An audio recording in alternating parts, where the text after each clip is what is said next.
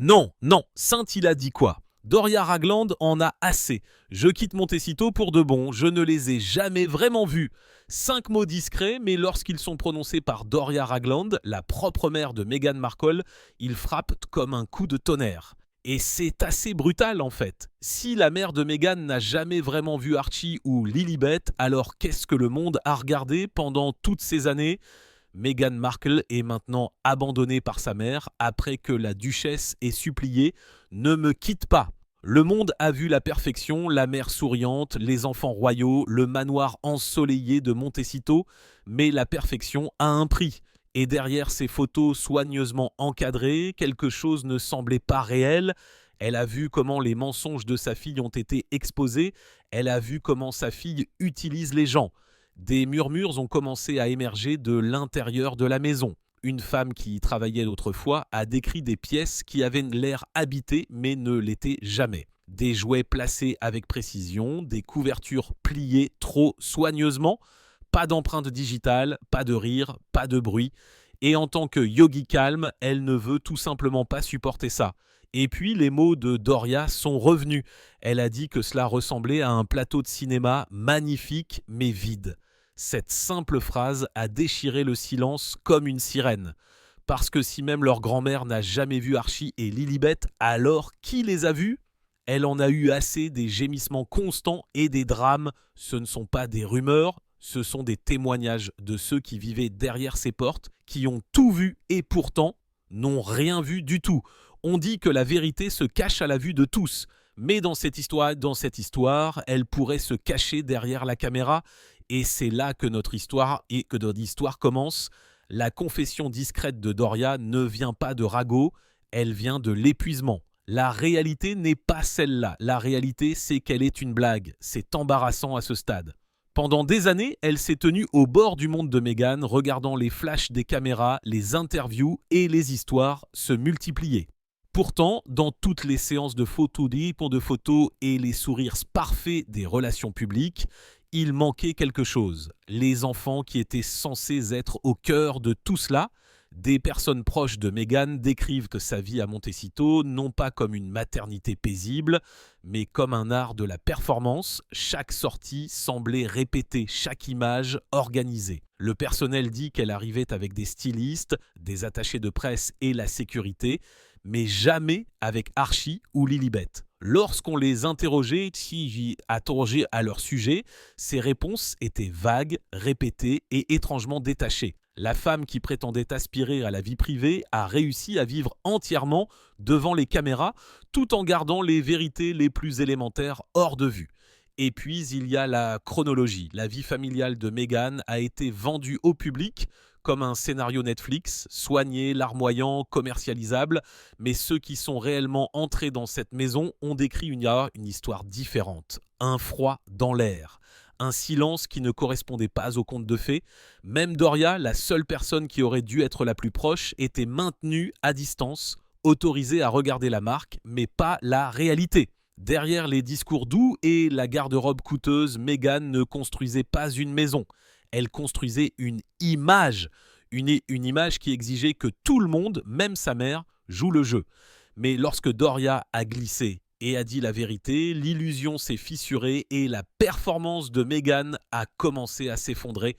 L'histoire officielle de la maternité de Meghan Markle était impeccable, presque trop impeccable. Chaque numéro de magazine la dépeignait comme la parfaite royale moderne, équilibrant compassion, maternité et célébrité comme une sainte enveloppée dans un tissu de créateur. Les caméras l'ont capturé en train de bercer Archie, de sourire lors d'événements caritatifs et de se promener dans les jardins ensoleillés de Californie. Mais ces images, parfaitement chronométrées et stratégiquement diffusées, ressemblaient moins à des souvenirs qu'à du marketing. Derrière les portes du palais, le récit était hermétique. Chaque étape importante s'accompagnait de communiqués de presse. Chaque apparition était accompagnée d'un éclairage professionnel et d'un accès contrôlé. L'histoire était écrite, éditée et répétée bien avant que le monde ne la voie. Pourtant, il y avait des fissures petites, presque invisibles au début, Des dates qui ne correspondaient pas, des photos qui semblaient étranges et des déclarations qui se contredisaient. Rien d'explosif, juste de subtiles incohérences qui, ensemble, murmuraient que quelque chose n'allait pas tout à fait. C'était censé être la suite du conte de fées, la duchesse américaine échappant à la cruauté royale, créant sa famille de rêve en Californie. Mais les voisins voyaient rarement des enfants. Les paparazzis, généralement implacables, n'ont jamais capturé un seul moment candide d'Archie ou de Lilibet. Les terrains de jeu près de leur domaine étaient toujours vides, les rues silencieuses. Mais cette femme est une imposture. Meghan Markle est une imposture totale, tout chez elle est faux et artificiel. Et puis est venue la partie la plus curieuse. Même lorsque l'équipe de Meghan a diffusé des images de famille, les téléspectateurs ont remarqué des détails étranges, des intérieurs changeants, des arrière-plans changeants, des enfants dont les visages étaient flous, des angles qui évitaient la clarté. Chaque clip était soigneusement construit pour protéger la vie privée. Oui, mais peut-être aussi pour protéger l'illusion. Parce que pour Meghan, la réalité n'a jamais été la priorité. La perception l'était. Selon l'ancienne femme de chambre, le manoir de Montecito n'était pas seulement silencieux, il était troublant. Elle a décrit une maison trop parfaite, trop symétrique, comme si quelqu'un avait construit une salle d'exposition plutôt qu'une maison familiale. Chaque coussin aligné, chaque cadre photo impeccable, chaque parfum calculé, on avait moins l'impression que des enfants y vivaient que d'un magazine de style de vie qui prenait vie. C'était comme traverser un rêve scénique, se souvient-elle. Un rêve dans lequel personne ne vivait réellement. Le plus étrange n'était pas le silence. Aucun jouet éparpillé sur le sol, aucun vêtement séchant près de la fenêtre, aucun cri de bébé résonnant dans le couloir. Au lieu de cela, il y avait le léger bourdonnement des purificateurs d'air, le bavardage lointain du personnel qui ne mentionnait jamais les enfants, et la voix de Meghan, aiguë, exigeante, qui résonnait toujours dans les couloirs brillants. Lorsque Meghan apparaissait, elle n'était pas la mère sereine que l'on voyait à la caméra. Le personnel la décrivait comme tendue, agitée, obsédée par l'apparence des choses plutôt que par ce qu'elle ressentait. Elle parcourait les pièces, ajustant la décoration, donnant des ordres, veillant à ce que l'image de la perfection ne s'effrite jamais, comme si quelqu'un la regardait toujours. Et lorsque Harry essayait de la calmer, la tension ne faisait que s'accentuer. Puis est venue la nuit que personne n'a oubliée. Des voix fortes derrière une porte verrouillée, le son indubitable d'une dispute. Les mots de Meghan, froids et tranchants, ont percé le silence jusqu'à ce que Marcus Anderson intervienne. La maison est redevenue silencieuse. Mais à partir de cette nuit-là, même le personnel a murmuré que quelque chose à l'intérieur des murs s'était brisé. Le malaise de la femme de chambre s'est accentué lorsqu'elle a réalisé quelque chose d'encore plus étrange. Pendant tout le temps qu'elle a passé là-bas, elle n'a jamais vu Meghan visiblement enceinte. Pas en passant, pas sur les photos autour de la maison, pas même dans les espaces personnels où les vêtements étaient rangés. Il n'y avait pas de robe de maternité, pas de produits pour bébé rangés, aucun signe de vie prénatale nulle part. Pour une maison censée accueillir 2 bébés royaux, elle semblait étrangement stérile. Le personnel a commencé à chuchoter entre eux en faisant attention de ne pas parler trop fort. Certains pensaient que les grossesses de Meghan avaient été privées pour des raisons de sécurité, tandis que d'autres n'en étaient pas si sûrs. La chronologie ne correspondait pas. Le ventre lors des apparitions publiques semblait changer de taille d'un événement à l'autre. Et les 2 principaux alimentateurs des rumeurs, selon le livre de Lady C, Meghan était trop grosse pour, je suppose, son premier bébé et aussi trop grosse pour le fait de n'avoir qu'un seul enfant. Et elle semblait être trop grosse au mauvais moment. Et lorsque la presse interrogeait sur les incohérences, la réponse était toujours la même, le silence ou une déclaration sur la vie privée.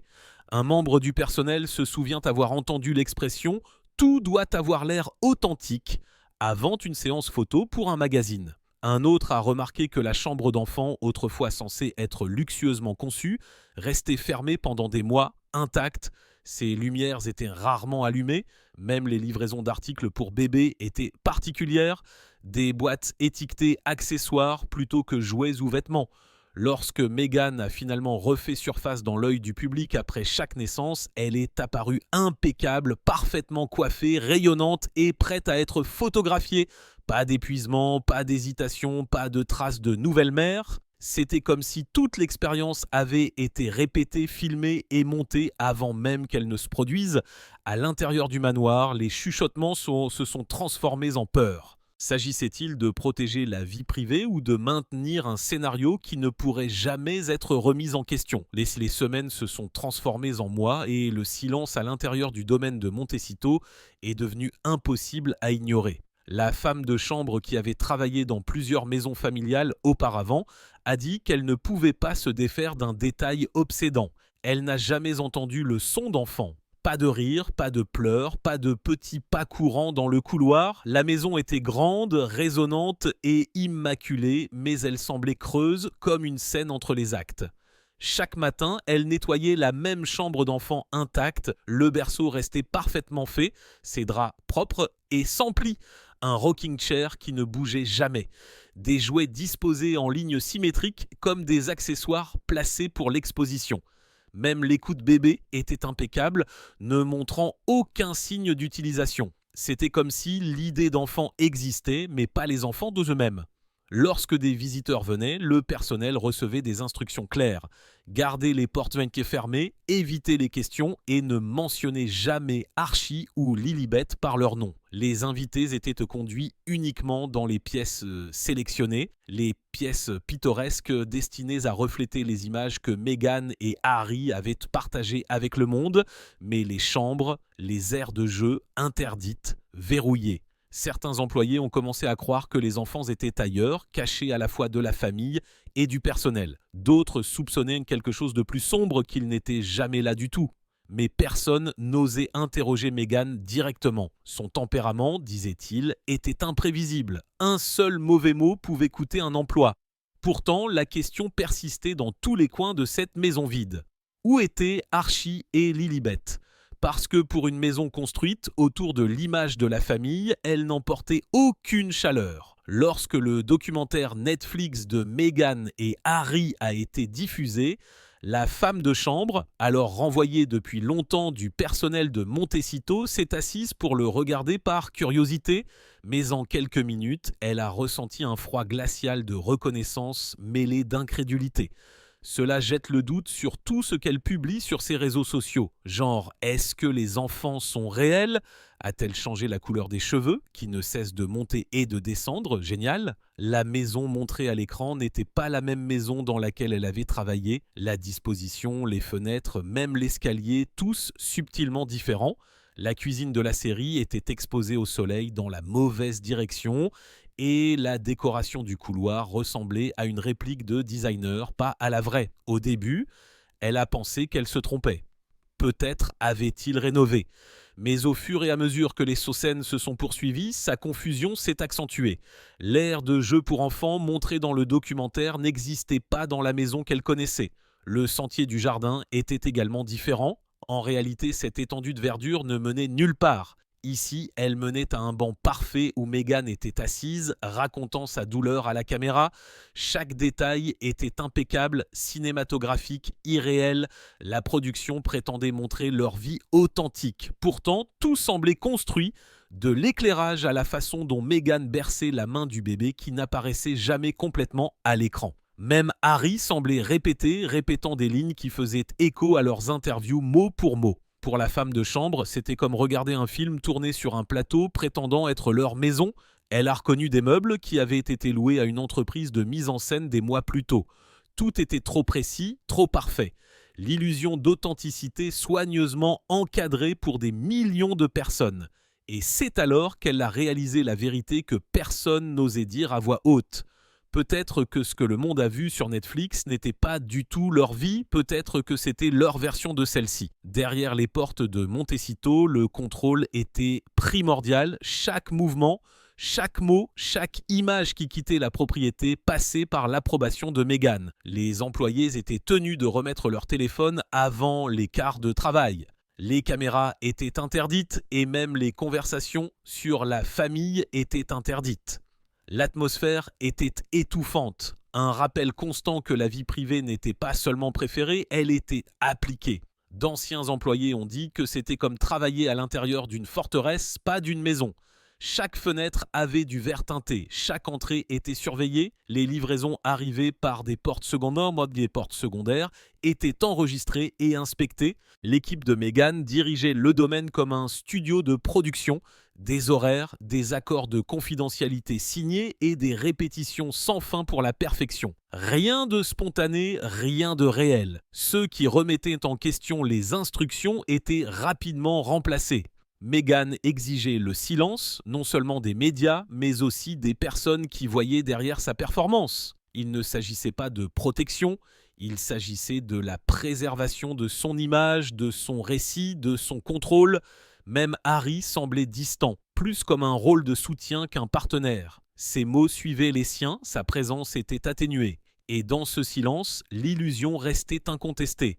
Un royaume soigneusement gardé, construit sur le secret, géré comme une marque et caché à la vérité même qu'il prétendait protéger. Si même la propre mère de Meghan n'a pas vu Archie et Lilibet, alors quelle vérité a été transmise au monde ? Cette question persiste, lourde et non résolue. Les gens comme Meghan resteront toujours avec l'homme s'il n'y a pas de meilleure option. Alors que la dernière image s'estompe, une mère pleure devant la caméra, défendant une histoire que personne ne semble pouvoir vérifier. Pendant des années, Meghan a bâti sa réputation sur la visibilité, sur le fait d'être entendue, vue, adorée. Pourtant, lorsqu'il s'agit de ses enfants, la visibilité disparaît. Les personnes les plus proches d'elle chuchotent des contradictions, tandis que le public se contente d'aperçus parfaitement montés qui ne révèlent rien du tout. C'est peut-être là le but. Peut-être que le mystère est devenu une partie de la marque, le bouclier ultime contre la responsabilité, parce que lorsque personne ne sait ce qui est réel, personne ne peut remettre en question ce qui est faux. L'aveu discret de Doria n'a pas seulement exposé un secret de famille, il a exposé une stratégie où la vérité est gérée comme la publicité et où l'authenticité est facultative. Alors que les lumières s'éteignent sur le récit que Meghan a tant travaillé à contrôler, une question résonne plus fort que jamais. Où sont Archie et Lilibet ? Étaient-ils cachés pour leur sécurité ou cachés pour l'histoire ? Peut-être que l'histoire officielle est vraie, peut-être qu'elle ne l'est pas, mais une chose est sûre. Dans le monde de Meghan, la vérité n'est pas racontée, elle est mise en scène. Peut-être que l'histoire de Meghan et de ses enfants n'a jamais été qu'une histoire de maternité, mais de contrôle. Un récit si étroitement scénarisé que même la réalité a dû se plier pour s'adapter au cadre. Chaque sourire répété, chaque larme chronométrée, chaque moment privé commodément capturé lorsque le monde regardait. Ce qui a commencé comme un conte de fées a commencé à ressembler à une performance. Et la confession discrète de Doria a été le moment où le rideau s'est baissé. Parce que lorsqu'une mère admet qu'elle n'a jamais vu ses propres petits-enfants, l'illusion s'effondre. La marque se fissure. L'histoire se défait. Et derrière la façade étincelante, il ne reste que des questions auxquelles personne ne veut répondre. Peut-être que Meghan a façonné sa vérité pour se protéger. Peut-être qu'elle l'a construite pour attirer l'attention. Mais après des années de contradictions, de silence et de narration cinématographique, une pensée obsédante demeure. Peut-être que la caméra n'était jamais là pour documenter sa vie, elle était là pour la réécrire.